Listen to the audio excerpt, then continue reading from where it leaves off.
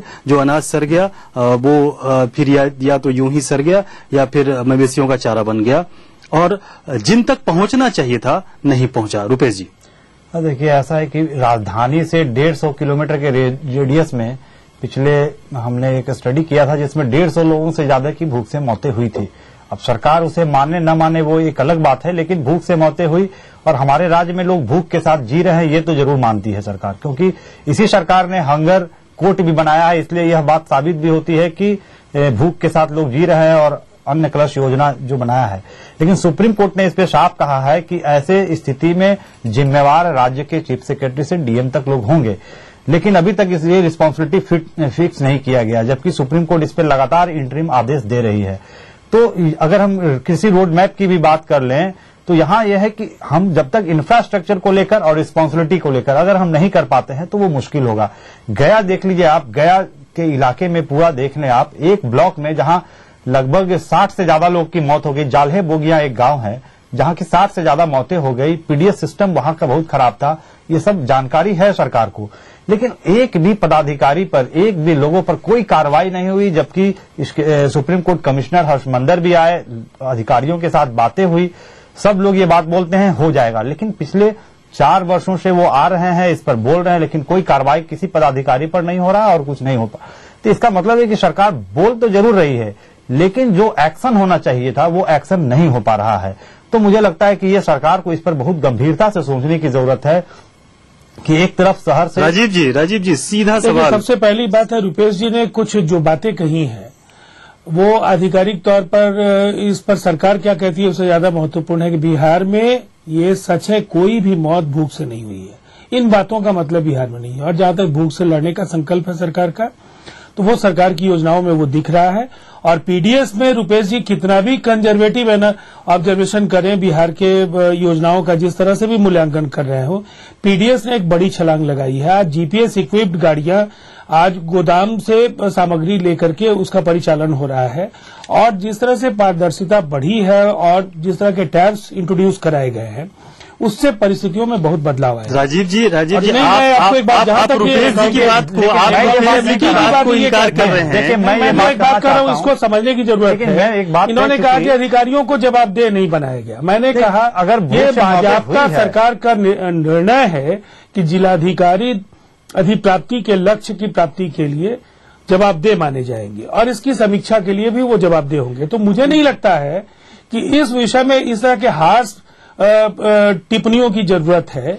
बेहतर किए जाने की कोशिश हम जरूर करेंगे और आगे भी करेंगे, लेकिन पहले से स्थितियां बदली हैं, ये सबको स्वीकारना चाहिए कि जो राजीव जी देखिए मैं एक बात ये कहना चाह रहा हूँ बीच में रोक के आपको कि ये रुपेश जी की सामाजिक कार्यकर्ता के हैसियत से जो एक अपना उनका सर्वेक्षण है, हम सिर्फ उसकी ही बात नहीं कर रहे हैं। मैं वैसे तमाम वामपंथी पार्टियों को जानता हूँ जो कि बकायदा आंदोलनरत हैं और उनका ये कहना है कि इस प्रदेश में आज भी लोग मौत से जूझ रहे हैं, भूखमरी है, भूखे लोग सो रहे हैं। उन तमाम वामपंथी पार्टियों ने लंबा आंदोलन शुरू कर रखा है। मैं आपको बताऊं कि इसी अन्न सुरक्षा के मुद्दे पे मार्क्सवादी कम्युनिस्ट पार्टी की वो संघर्ष संदेश यात्रा देश के 4 हिस्सों से निकली है। बिहार में 5 मार्च को वो प्रवेश करेगी। तो तमाम वामपंथी पार्टियां और जो जनवादी संगठन हैं वो इसकी चर्चा कर रहे हैं। तो अब आप किन को आप इनकार करेंगे? अगर उन्होंने सवाल मुझसे पूछा है, राजनीतिक पार्टियां अपने कार्यक्रम बनाती हैं। मैंने बस इतना कहा है कि बिहार का जो बदलाव है वो पहले के मुकाबले महसूस कीजिएगा तो दिखेगा कि बिहार ने भंडारण के क्षेत्र में क्या छलांग लगाई, पीडीएस रिफॉर्म्स के क्षेत्र में क्या छलांग लगाई, योजनाओं के लिए जो निर्धारित राशि है उसके खर्च के मामले में विभाग ने क्या मानदंड स्थापित किए हैं। और ये अभी भी इससे बेहतर किए जाने की गुंजाइश है और जहां जो कमियां हैं उनको दूर करने के लिए सरकार संकल्पित है। लेकिन अधिकारियों को दंडित नहीं किया जाता है, अधिकारियों के खिलाफ कार्रवाई नहीं की जाती। इन आरोपों का क्या राजीव जी बड़े पैमाने पर जो मैं आपको रोकना चाहूंगा और कर्मचारी हैं जिन्होंने शिथिलता का परिचय दिया उनके खिलाफ कार्रवाइयां हुई हैं। रुपेश जी, हाँ। आप क्या कहेंगे? देखिए, जो भूख से मौतें हुई है इसको पहली बात है, भूख से कोई मौत नहीं इसलिए हुई। चलिए अब ये सर्वेक्षणों का कोई आधार ये बहस आप जनता की अदालत में इस प्रोग्राम को हम यहीं पे और आगे देखिए आमने सामने ऐसी एक भी मौत से मौत का नहीं मतलब क्या होता है? भूख से मौत का मतलब ये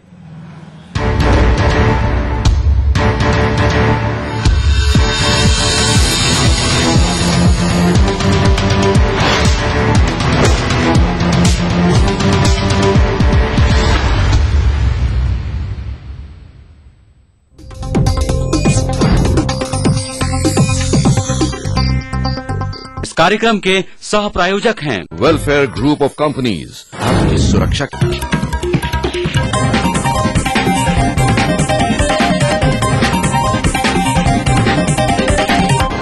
नमस्कार, मैं कुमार प्रमोद और स्वागत है आपका हमारे खास कार्यक्रम आमने सामने में। हमारे सामने मौजूद है उपेंद्र कुशवाहा। सबसे पहले कुशवाहा जी, आपका स्वागत है हमारे कार्यक्रम में।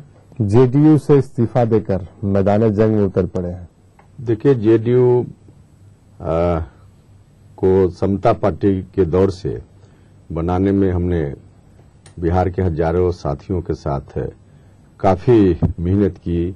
बिहार के लोगों ने खून पसीना देकर इस पार्टी को बनाया।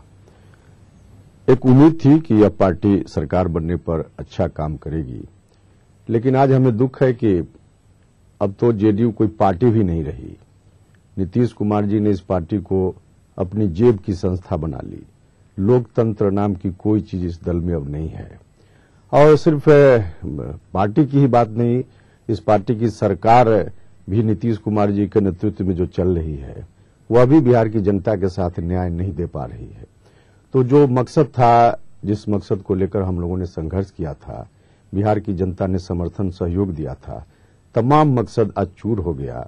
बिहार की जनता के सारे सपने चकनाचूर हो गए। जनता के सपने चकनाचूर हो गए कि आपके सपने चकनाचूर हो गए? देखिए, मेरा सपना जो व्यक्तिगत चकनाचूर होने की बात है, मेरा सपना चकनाचूर हो भी रहा था और नहीं भी हो रहा था। नहीं होने का मतलब यह था कि जिस तरह से अधिकांश लोग आज राजनीति करते हैं, सत्ता में जाकर अपने लिए, अपने परिवार के लिए उसकी चिंता में लोग लग जाते हैं। अगर उस रूप में हम अपना सपना को देखते, अधिकांश लोग जैसा कि आज देखते हैं राजनीति में, तब तो मेरा सपना चकनाचूर नहीं होता। हम आराम से रहते, वहां अपने परिवार की तिजोरी को भरते रहते, मुझको कोई परेशानी नहीं थी। लेकिन राजनीति का जो सपना हमारा था, जिन मकसदों को लेकर हम राजनीति करते हैं, वह सपना जरूर चकनाचूर हो रहा था। जनता की समस्याओं का हल नहीं निकल रहा था। संघर्ष के दिनों के जो कार्यकर्ता साथी थे, उनकी जगह राष्ट्रीय जनता दल के लोग पार्टी में लाए जा रहे थे, लाए गए, और आज मंत्री परिषद में भी बहुत सारे लोग शामिल हैं। तो उस अर्थ में जनता के लिए जो वास्तव में राजनीति में रहते हुए सपना देखा जाता है, वह सपना चकनाचूर। जब आप पार्टी में थे, जब आप पहली दफा पार्टी में थे, उस समय भी आरजेडी के लोगों को लाया गया। उसके बाद आप अलग हुए, आपने अलग अपना संगठन बनाया, पार्टी बनाई। उसके बाद फिर से आप नीतीश कुमार के साथ गए। उस समय भी जेडीयू में आरजेडी के लोग थे, उस समय आपने विरोध क्यों नहीं किया? नहीं, देखिए, हमने विरोध हमेशा किया। और दोबारा जब हम जा रहे थे नीतीश कुमार जी के बुलावे पर, तो हमसे बात हुई थी नीतीश जी की, और नीतीश जी ने कहा था कि पुरानी गलतियों को दोहराने का काम नहीं होगा। लेकिन जैसे ही हम चले गए, नीतीश जी फिर अपने वादा से मुकर गए। लोग कहते हैं कि आप ये सेटिंग करके गए थे कि आप एमपी बनेंगे और आपके जो समर्थक हैं उनको विधानसभा का टिकट मिलेगा। वो सब पूरा डिमांड आपका पूरा नहीं हुआ, ये इसलिए आप वहां से फिर अलग हो गए। देखिए, हम एमपी बनेंगे, अगर यह शर्त होती तो हम एमपी तो बन गए थे। मेरी शर्त तो अगर उस तरह की शर्त होती तो पूरी हो गई थी, इसलिए वह शर्त नहीं। हाँ, अगर कोई यह कहता है कि अपने साथियों के लिए टिकट की बात हुई थी, तो इसमें क्या बुरा है। जिन साथियों के लिए टिकट की बात हमने की थी, कोई उसमें से मेरे परिवार का नहीं था, मेरी पत्नी, मेरा बेटा, भाई भतीजा नहीं था। हमने संघर्ष के दिनों के उन साथियों के लिए जो बिहार भर में फैले हुए, उनके लिए टिकट की मांग जरूर की थी, जिन्होंने अपना खून पसीना देकर इस पार्टी को बनाने में अपनी भूमिका अदा की थी। तो वैसे लोगों के लिए अगर दल में टिकट की बात मैंने की, तो अगर इसको ही कोई अपराध मेरा समझता है तो मैं इसको स्वीकार करता हूं। 2015 में माफ करेंगे 2010 में जब चुनाव हुए विधानसभा के, उस समय आप जेडीयू में थे, लेकिन आप वहां रह के भी पार्टी कैंडिडेट के खिलाफ आप जो है वो उनको हरवाने की कोशिश कर रहे थे, भीतरघात शब्द का प्रयोग किया जाता है उसके लिए। यह आरोप पूर्णतः गलत है, बेबुनियाद है। कोई साबित कर दे। उस समय जो विधानसभा का चुनाव चल रहा था, उस दौरान मैं अपने घर के अलावा, वैशाली जिला में मेरा घर होता है, घर के अलावा बिहार में 2 विधानसभा क्षेत्र में मैं गया था। एक मुजफ्फरपुर का कुढ़नी विधानसभा क्षेत्र और दूसरा गया जिला, जहां से अनिल कुमार जी उम्मीदवार थे। दोनों जेडीयू के उम्मीदवार थे और दोनों के बुलावे पर मैं गया था। इसके अलावा बिहार में और कहीं भी अगर कोई साबित कर दे कि चुनाव के दौरान मैं व्यक्तिगत काम से भी गया हूं तो मैं राजनीति से संन्यास ले लूंगा। नीतीश जी पूर्णतः आरोप गलत है। नीतीश जी कहते हैं, हम नहीं कहते हैं कि विधानसभा चुनाव के समय आपने क्या किया ये सारी जनता जानती है, सारे लोग जानते हैं। तो जनता जानती है तो जनता में तो फैसला हो जाएगा, उसकी चिंता नीतीश जी क्यों कर रहे हैं? हम जानते हैं, हम तो कह रहे हैं ना कि साबित कर दे नीतीश कुमार जी, उनकी एजेंसी है, सरकार है, उससे कहीं से कोई प्रूफ दे दें कि 2 जगह के अलावा, 2 विधानसभा क्षेत्र और मेरा घर, 3 के अलावा पूरे विधानसभा चुनाव के दौरान कहीं भी व्यक्तिगत काम से भी अगर मैं गया हूं तो मैं राजनीति छोड़ दूंगा। मैं तो कह रहा हूं साबित तो कर दे। आरोप लगाना आसान है, लेकिन साबित करें कहीं से, तभी इसमें। नीतीश जी आपका नोटिस नहीं लेते हैं। अब नीतीश जी जब जनता का नोटिस नहीं ले रहे हैं, बिहार की जनता ने इतनी ताकत जिनको दी, और फिर जॉर्ज फर्नांडिस जैसा आदमी अगर नहीं होते, जॉर्ज साहब, तो नीतीश कुमार पैदा नहीं होते इस रूप में। तो उनको जब नोटिस नहीं ले रहे हैं, उनका नोटिस नहीं ले रहे हैं, तो उपेंद्र कुशवाहा फिर उनके सामने क्या है? उपेंद्र जी आपसे हम बातचीत जारी रखेंगे, लेकिन समय हो चला ब्रेक का। छोटे से ब्रेक के बाद हम तुरंत हाजिर होते हैं, आप भी कहीं मत जाइएगा। वृक्ष जगत का है आधार, करो न इन पर अत्याचार। कॉर्पोरेट सामाजिक दायित्व के तहत जनहित में प्रसारित। प्रायोजक universal trade ventures private limited. दीदी, ये तुम हर रोज क्या पीती रहती हो? डाबर दशमूलरिष्ट। क्यों? क्योंकि इससे बनी रहे मेरी हेल्थ, मेरी एनर्जी और फेस का ग्लो भी। अच्छा, अब समझी। क्या? ये मिस इंडिया से मिसेस इंडिया तक पहुंचने का सीक्रेट, राइट? राइट। डाबर दशमूलरिष्ट। क्या बात है उस्ताद, आज बहुत खुश लग रहे हो। हाँ भाई, आज मैंने आधार के लिए अपना पंजीकरण करवाया है। फिर तो उन्होंने बहुत से दस्तावेज मांगे होंगे। बहुत से दस्तावेजों की जरूरत नहीं है भाई, बस अपनी खुद की पहचान और निवास साबित करने के लिए दस्तावेज चाहिए, जैसे driving licence, ration card, voter ID, PAN card, bank की पासबुक वगैरह वगैरह। अरे वाह, फिर तो आधार के लिए मैं भी अपना पंजीकरण करवाऊंगा। हाँ, आधार। सर्दी, खांसी, अब लड़ेगा हमारा साथी, पल में भागे सर्दी खांसी। जब सर्दी सताए और खांसी रुलाए तो अपने लाडले को दीजिए X factor junior cough syrup, और साथ में बुखार हो तो X factor junior plus. Vastu Vihar 4 lakh में 1 BHK फ्लैट 3500 रूपए के मासिक किस्त पे दे रही है। अब मैं भी चला फ्लैट बुक करवाने। वास्तु नैनो, सपना नहीं अपना घर। वर्ल्ड फेमस फॉमी मोबाइल खरीदने का सुनहरा मौका केवल 699 रूपए में। Latest 32 Bollywood hot movie. Foamy mobile for me. वही 7 का अलार्म, वही बाथरूम की रेस, वही दादी की घंटी और मक्खन वाले वही आलू के पराठे।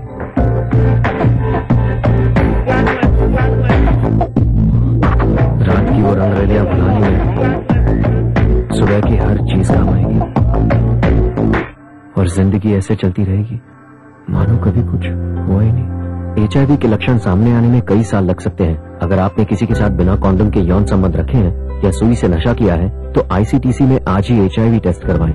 जरूरत पड़ने पर सलाह और दवाई से आप सामान्य जिंदगी जी सकते हैं। वेलफेयर माँ के समान है उम्मीद। वेलफेयर ग्रुप ऑफ कंपनीज आपकी सुरक्षा की। देखिए ETV बिहार झारखंड सभी DTH प्लेटफॉर्म पर।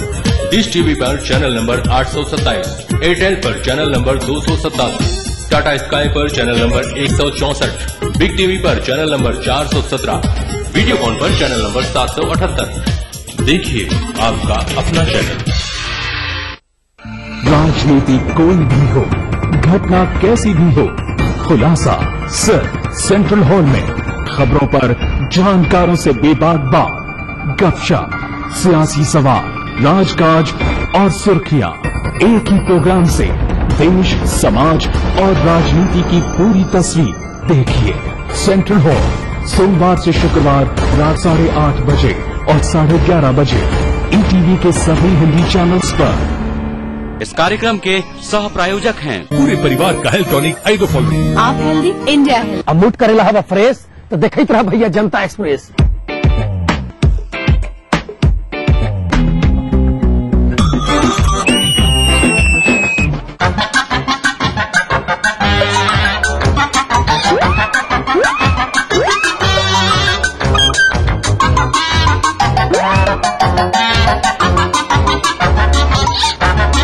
अरे मूड करना है फ्रेश तो देखते रहिए जनता एक्सप्रेस हर रविवार सुबह 11:30 बजे सिर्फ ईटीवी बिहार।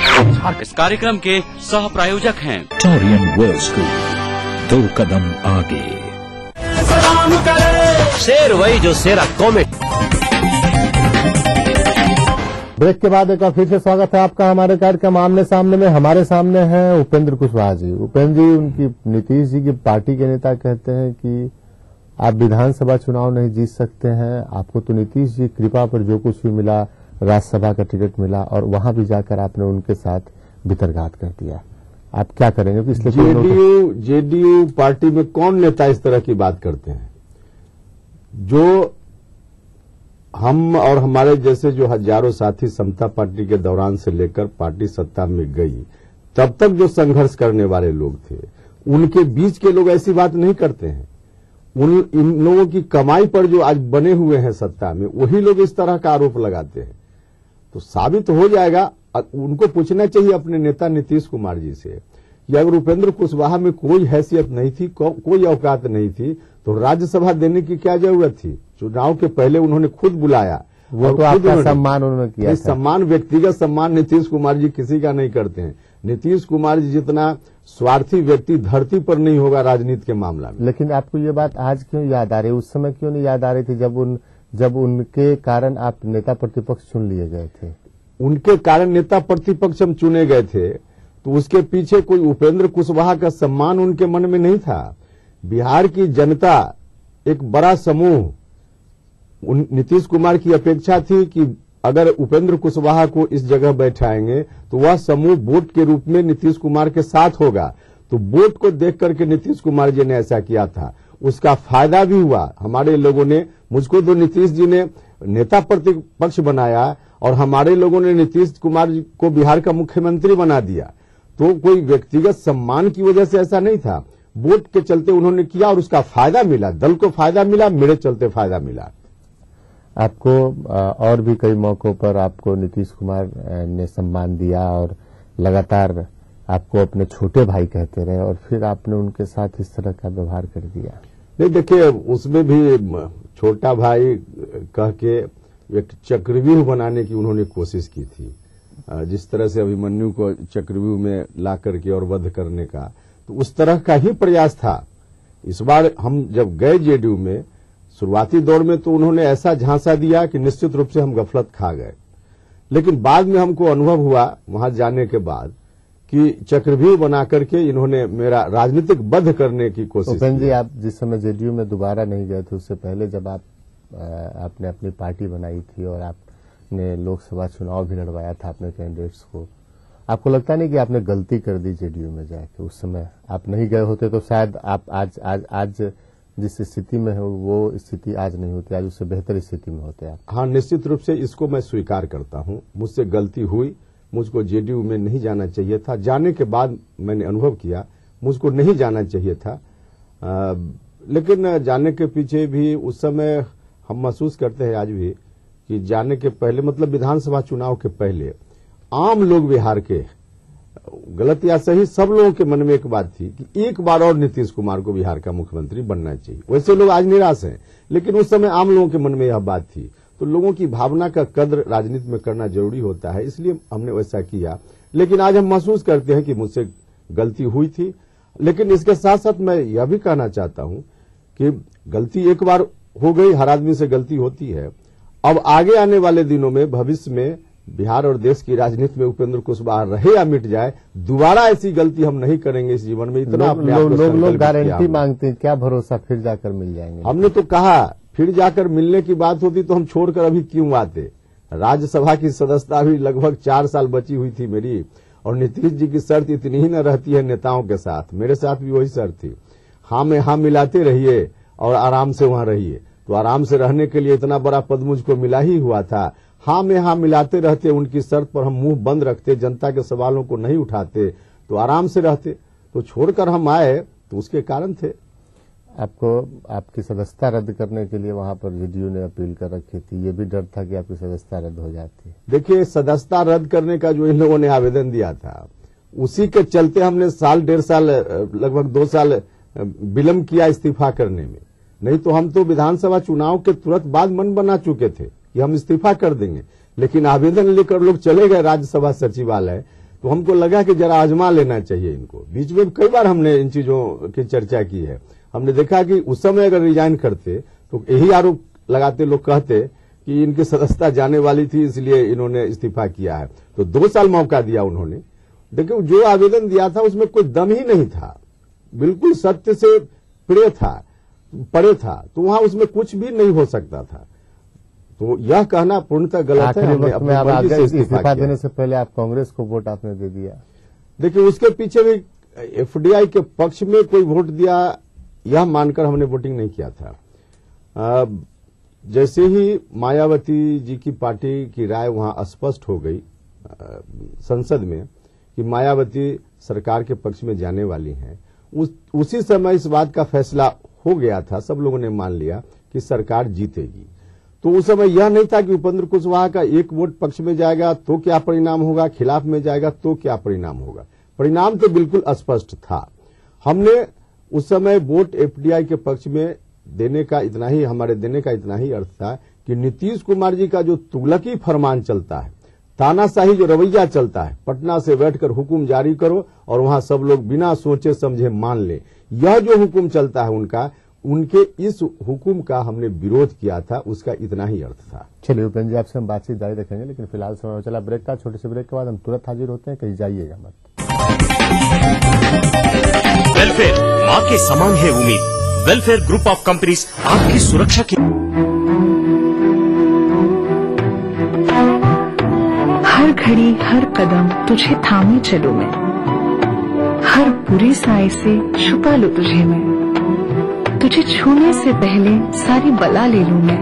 जिंदगी के हर मोड़ पर आप अपने बच्चे को हर खतरे से बचाते हैं, तो क्यों न इसकी शुरुआत गर्भ के समय करें, बस एक HIV टेस्ट के साथ, ताकि माँ अगर HIV पॉजिटिव है तो समय पर दवाइयों से वो अपने बच्चे को HIV से बचा सके। तो आप भी कीजिए ममता की शुरुआत बस एक HIV टेस्ट के साथ। एक कदम जिंदगी की ओर। राज्य के सर्वांगीण विकास के लिए समर्पित Everlight Realcon infrastructure limited, Dhanbad, Jharkhand.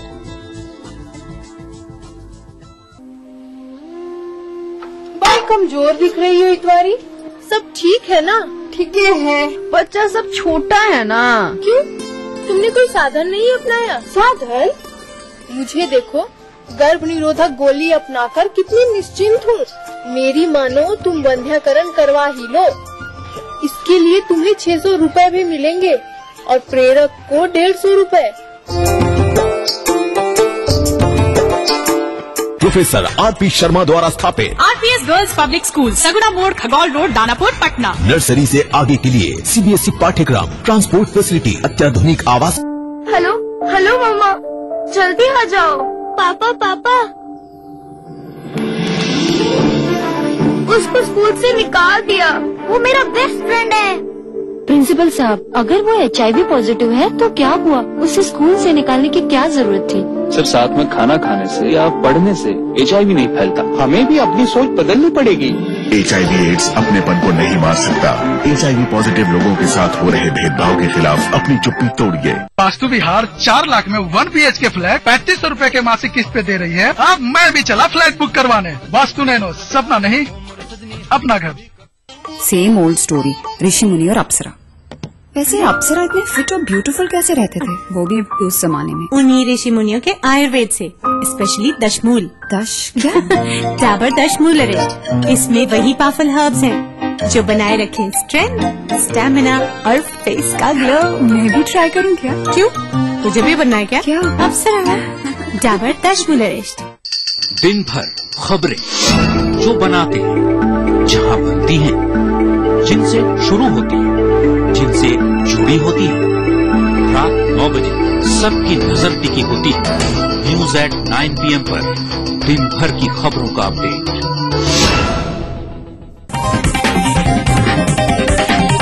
Break के बाद एक बार फिर से स्वागत है आपका हमारे कार्यक्रम आमने सामने में। हमारे सामने मौजूद हैं उपेंद्र कुशवाहा जी। उपेंद्र जी, आगे क्या रणनीति है? आगे की रणनीति हमारी, हमने पहले ही उसकी घोषणा कर रखी है। 3 मार्च को पटना के गांधी मैदान में हमारी रैली होगी, जिस रैली में हम नई पार्टी की घोषणा करेंगे।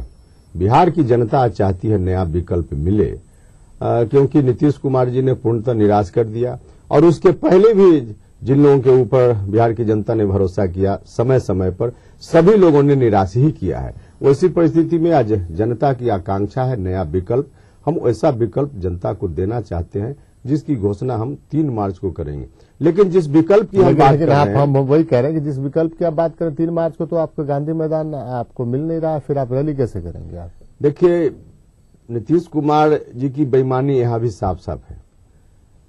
3 मार्च को गांधी मैदान हमको दिया जाए, इस बात के लिए 4 महीना पहले हमने आवेदन दिया था। अभी कुछ दिन पहले आवेदन खारिज करके भेजा गया है। जो पत्र मुझको मिला है प्रशासन की ओर से, पत्र की कॉपी हमारे हाथ में, इसमें लिखा गया है कि गांधी मैदान में सौंदर्यीकरण का काम चल रहा है, इसलिए गांधी मैदान देना संभव नहीं है। अभी से 5 साल पहले भी एनसीपी के समय हमने आवेदन दिया था गांधी मैदान में रैली करने के लिए। उस समय भी उसका भी हमारे पास, उस कॉपी की भी उसकी कॉपी हमारे पास है, उस चिट्ठी की। उसमें भी यही बहाना बनाया गया था। उस समय भी प्रशासन की ओर से कहा गया था सौंदर्यीकरण के कारण गांधी मैदान देना संभव नहीं। 5 साल पहले भी उपेंद्र कुशवाहा का आवेदन जाता है तो सौंदर्यीकरण, इस बार भी जाता है तो सौंदर्यीकरण, और बीच में उसके आगे पीछे पहले तमाम कार्यक्रम होते हैं, कोई सौंदर्यीकरण नहीं। तो यह बेईमानी है, सरासर नाइंसाफी है। जिस तारीख में हम गांधी मैदान मांग रहे हैं, उस तारीख में अगर पहले से कोई कार्यक्रम आयोजित होता, गांधी मैदान बुक होता, तब हम समझ सकते थे। लेकिन गांधी मैदान खाली रहते हुए कहा जा रहा है, सरकार का पत्र है, इस पत्र में स्पष्ट रूप से लिखा गया है कि सौंदर्यीकरण का काम प्रगति पर है, इसलिए गांधी मैदान देना संभव नहीं। तो यह बेईमानी है ना। तो इस तरह की बेईमानी के खिलाफ हम चुप बैठ जाएं तो यह नहीं हो सकता। हम तो इस तरह की बेईमानी और नाइंसाफियों के खिलाफ अभियान ही चला रहे हैं। इसलिए हमारा फैसला है, इस बेईमानी के सामने हम चुप नहीं बैठेंगे। हम रैली करेंगे, 3 मार्च 2013 को ही करेंगे और पटना के गांधी मैदान में ही करेंगे। कानून तोड़ के करेंगे। कानून तोड़ने जैसा उसमें कुछ नहीं है। सरकार की बेईमानी के खिलाफ हमारा यह कदम होगा, सरकार के अन्याय के खिलाफ हमारा कदम होगा। या फिर आपको लग रहा है कि इनसे आपका जनाधार जो है वो थोड़ा सा जनता के बीच और आपके प्रति जो है थोड़ा बदल जाएगा, जो जनता नहीं, तो ये बहाना तो कोई हमने बनावटी नहीं बनाया है। सरकार ने साफ साफ जो पत्र दिया है उसमें लिखा हुआ सौंदर्यीकरण। दूसरी तिथि क्यों नहीं तय कर लेते हैं? क्यों कर लेंगे? उस दिन गांधी मैदान खाली है उस दिन गांधी मैदान। सौंदर्यीकरण नहीं चल रहा है, सब लोग देख रहे हैं कि बाकी कार्यक्रम हो रहे हैं। बाकी कार्यक्रमों के लिए सौंदर्यीकरण नहीं है, मेरे कार्यक्रम के लिए सौंदर्यीकरण की बात हो रही, तो बेईमानी है। दूसरी तिथि तय कर लेंगे, उस दिन भी नीतीश कुमार कहेंगे सौंदर्यीकरण, तो क्या करेंगे हम? रैली की तैयारी में आप गांव-गांव घूम रहे हैं, सुनने में ये आ रहा है कि खास एक जाति के गांव में जाके आप वहां जाकर आप उनकी सहानुभूति बटोरने की कोशिश कर रहे हैं। देखिए, ऐसा बिल्कुल नहीं है। हमारी जमात में आज शामिल है नेता के रूप में डॉक्टर अरुण कुमार जी भी, जो हमारी जात से नहीं आते, सतीश कुमार जी पूर्व विधायक जो हमारी जात से नहीं आते। सतीश कुमार जी को बिहार के लोग जानते हैं, कुर्मी चेतना महारैली करके उन्होंने नीतीश कुमार को नेता बना दिया। तो इस रैली के संयोजक भी वही सतीश बाबू हैं, और भी लुत्फुर रहमान साहब हैं, पूर्व मंत्री बिहार सरकार के। डॉक्टर सुधांशु शेखर भास्कर जी हैं जो महादलित समाज से आते हैं। तो सारे लोग इस अभियान में लगे हुए हैं और सब लोग दौरा कर रहे हैं, हम भी दौरा कर रहे हैं। किस पार्टी से हाथ मिलाइएगा आगे? अभी हाथ मिलाने की कोई बात नहीं, एजेंडा हमारा वह नहीं है। अभी तो जिस पार्टी को बनाने का हमने फैसला लिया है।